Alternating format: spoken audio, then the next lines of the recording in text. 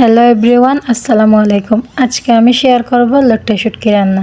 এভাবে লট্টে শুটকি রান্না করলে যারা শুটকি পছন্দ করে না তারাও অনেক পছন্দ করবে। যাক, রেসিপিটা শুরু করা যাক। প্রথমে আমি এখানে 7-8টি লট্টে শুটকি পরিষ্কার করে ধুয়ে ভিজিয়ে রেখেছিলাম। এখানে কড়াইয়ে পরিমাণ মতো তেল দিয়ে পেঁয়াজ কুচি দিলাম। পেঁয়াজ কুচি একটু ভাজা ভাজা হয়ে আসলে এবার দিয়ে দিব টমেটো কুচি। টমেটো দিয়ে এবার ভালোভাবে নাড়াচাড়া করে নিব। পেঁয়াজ কুচি আর টমেটো কুচি ভালোভাবে নাড়াচাড়া করে এবার দিয়ে দিব আধা চা চামচ হলুদের গুঁড়া, তারপর দেব ধনিয়া গুঁড়া, পরিমাণ মতো দিয়ে দেব মরিচের গুঁড়া।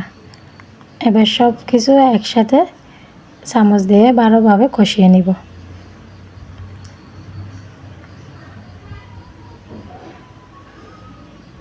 এবার কষিয়ে আসলে দিয়ে দেব পরিমাণ মতো লবণ। লবণ একটু কম দিব যাতে শুটকিতে লবণ থাকে, বেশিরভাগ সময় শুটকিতে লবণ থাকে, সেজন্য লবণের পরিমাণ একটু কমাই দিব। এবার ভালোভাবে কষিয়ে নিব। মশলা যত কষাবো রান্না তত ভালো হবে।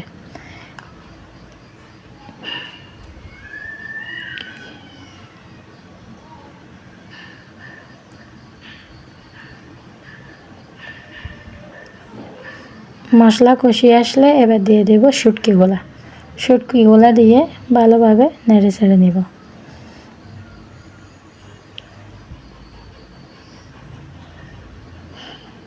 ভালোভাবে নেড়ে চেড়ে দিয়ে এবার ঢাকনা দিয়ে রেখে দিব কয়েক মিনিট। এবার দিয়ে দিব আধা চা চামচের মতো রসুন কুচি দিয়ে ঢাকনা দিয়ে 2 মিনিট রান্না করে নেব। এবার রান্না হয়ে আসলে ধনিয়া পাতা দিয়ে নামিয়ে নেব।